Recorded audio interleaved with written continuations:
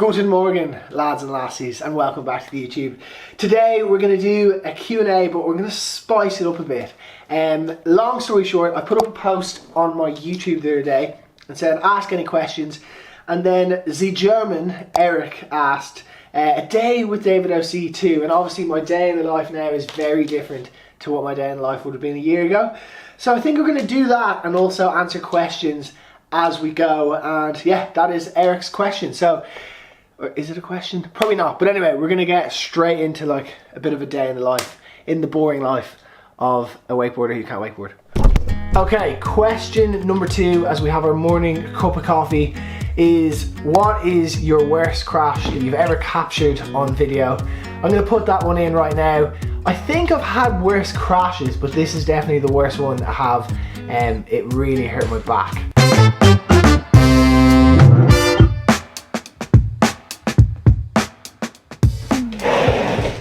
Not gonna lie, that was quite a nasty one, and it was actually the cause of this crazy stalker person. But that is a story for another day. Now, next question, and I have seen your question. I saw you sent me a direct message about this, and the reason I didn't reply is because I meant to look it up and then kind of give you an answer. And it is, what are your thoughts on ReWinch? ReWinch, I think, is an electric winch company, and I'm being truthfully honest, I have no clue, so I'm gonna look it up really quickly here on the computer, and I'll let you know.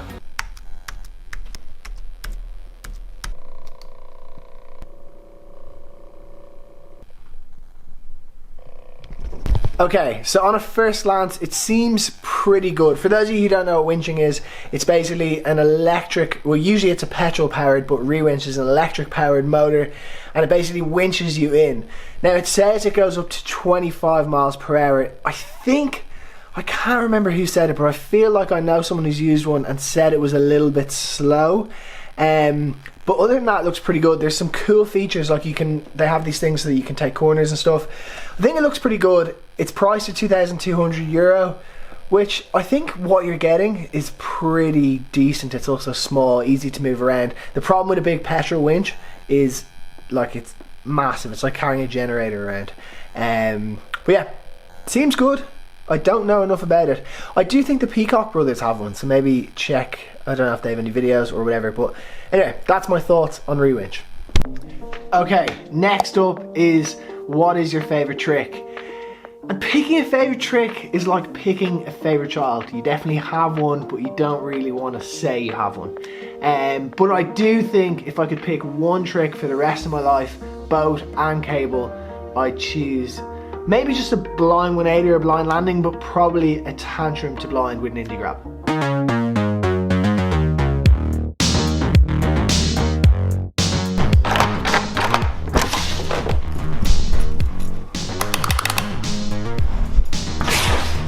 Alright, the next question is, what did you get instead of the Golf? For those of you who didn't know, I used to have a Golf 4, I absolutely loved it, but an opportunity came up to sell it for more money than I bought it for, so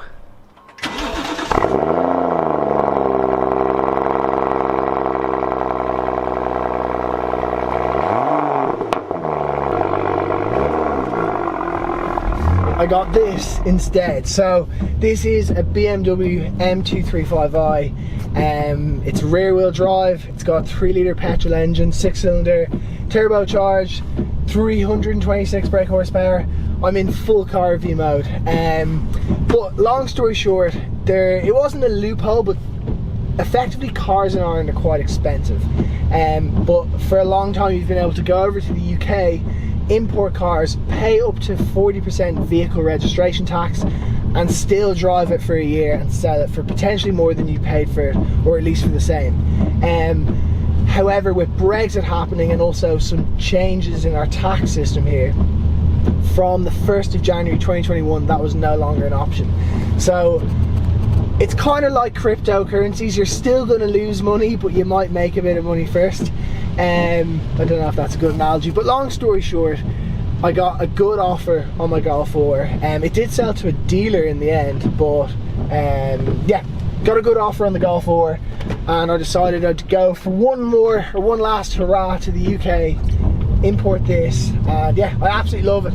It's a tough car to drive in the winter in Ireland, obviously rear wheel drive. and quite a lot of power. But so with some good Michelin Pilot Sport 4S tyres, it makes a world of a difference. And it has loads of pops and bangs, which is always nice. But yeah, that answers that question. I think we'll do the next question inside. Next up, the question reads something along the lines of, because I've abbreviated them, what is your favourite park feature in the world?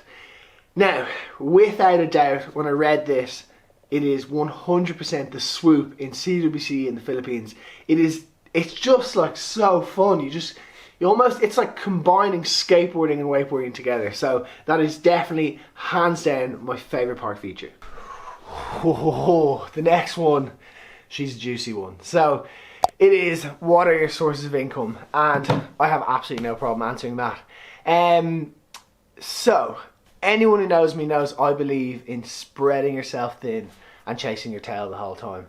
And the benefit of that is that you have your finger in many different pies, which means when a global pandemic happens, let's say for example, you're not stuck, and well, you could still end up stuck, but your chances are less likely.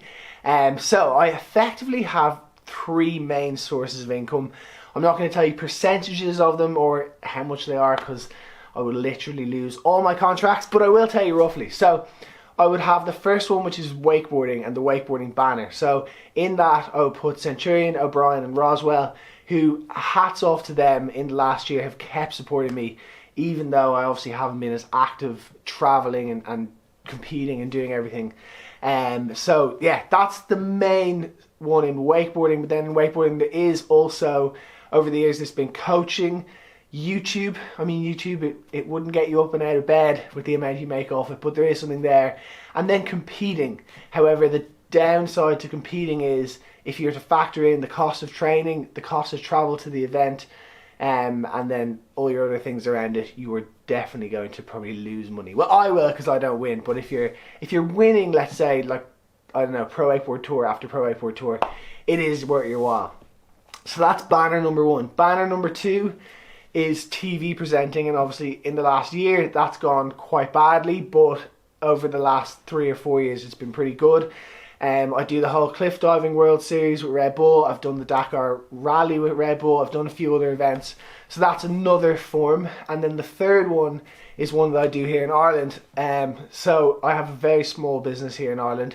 It's called Making Waves Media, and it's a media production company.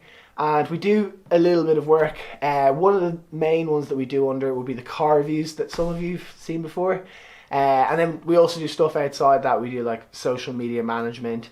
We've done videos on construction sites, just random things like that. So those are my three banners of income, and it's great because if one of them goes wrong, then hopefully you still have the other two. And I believe that's like really good for security, particularly if you're self-employed, because obviously self-employment's a little bit riskier. It's not even that risky. I sometimes think it might actually be safer because you have different clients. It's not just one boss who can just fire you. But yeah, so that is my source of income. It's a juicy question, and the great thing is that all of that added up, the wakeboarding, the TV presenting and the company, it all adds up to a very disappointing amount.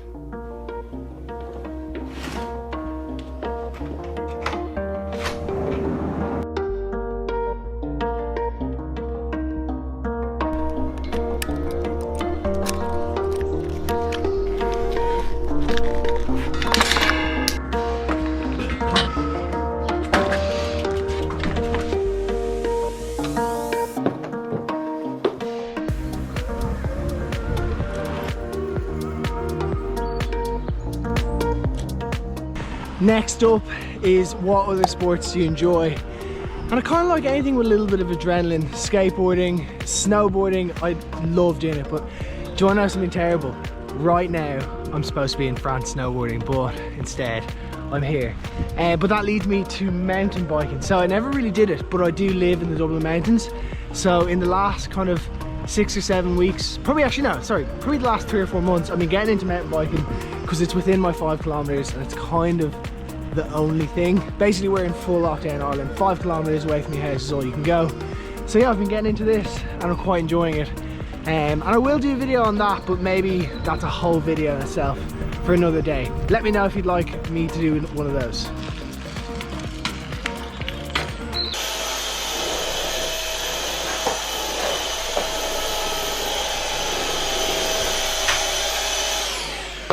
Next question, what was your favourite year in wakeboarding? It's a tough one to answer. There's been some amazing years. Obviously 2020 was a huge standout year. I would say, I don't know about a year. Gonna throw in 2017. I just feel like that was my prime. No, I just feel like 2017 or 2018, that's when I started doing a lot more insane like bits of travel. But then again, when I was 19, which would have been in 2014, I'm gonna say, I moved to America. That was a fun year as well. So I don't know, there's been a lot. They're all very different. Hard to put your thumb on it. First trick that made you think to yourself, damn, I'm pretty good at this. And how old were you when it happened? Ooh, I don't know. I'm gonna say I was probably 15 and I learned a backside 5 and a toe 7 in one day. And when that happened, I was like, these are big tricks. Like at the time, you could probably get into a final, maybe a semi-final with like a toe 7 and a back 5 and maybe a couple mobs. So then I was like, oh wow, this is quite good. But yeah, it probably still hasn't really happened. What is your favorite location that wakeboarding has taken you? And that is genuinely a really hard one to answer. That really is like asking who is your favorite child. I've been to, like, there's been some amazing places. I'm gonna be honest, I'm not gonna pick China. I'm gonna pick maybe Costa Rica was really cool. See, there's different reasons as well. Like the country could be cool, but the people you're with in a certain country could be unreal. So like I've had insane times in like Spain, and Spain's not the coolest country in the world. I'm sorry for Spanish. So yeah, there's been a variety of different places, definitely some places in Asia. I think the best 2 trips I've ever had was Spain in like 2014, I'm gonna say, and Thailand in 2016 or 17, I can't even remember. Those 2 trips, they stand out the most to me, but it was more because of the vibes at the place and the people that were there and the people I was with than the actual locations. There you have it, that is the Q&A. I hope you've enjoyed it. And it is the most entertaining content that I can bring to you right now. Ireland's pretty grim, I'm not gonna lie. I'm so jealous of people who are in Australia, who are in New Zealand. Even America has some sort of normality to it. Here in Ireland, you get fined if you go past 5 kilometers. You get fined if you want to go see your family. You get fined if you want to see your friends. You even get fined if you try to leave the country.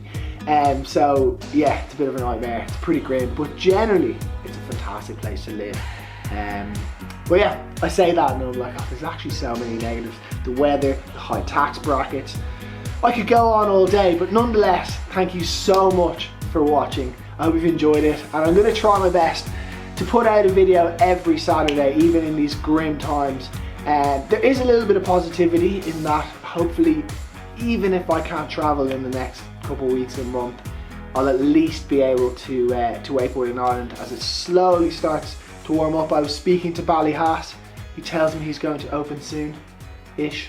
So yeah, thanks so much for watching. We'll see you in the next one, and appreciate you giving me this amount of time because it's probably a long one.